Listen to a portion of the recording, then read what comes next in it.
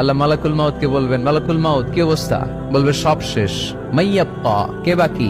মালাকুল মাউত বলবে জিনেরা বাকি, যাদেরকে দেখা যায় না। আল্লাহ বলবেন জিনদেরকেও শেষ করে ফেলো, রুহু কবজ করো। মালাকুল মাউত আজরাইল জিনদের রুহু কবজ করবে। আল্লাহ এবার জিজ্ঞেস করবে, ইয়া মালাকাল মাউত আখবিরনি মাইয়াব্বা, এবার বলো আর কে বাকি? মালাকুল মাউত বলবে, আল্লাহ মানুষগুলো সব শেষ, জিনগুলাও শেষ, এবার বাকি ইবলিস শয়তান। কে বাকি?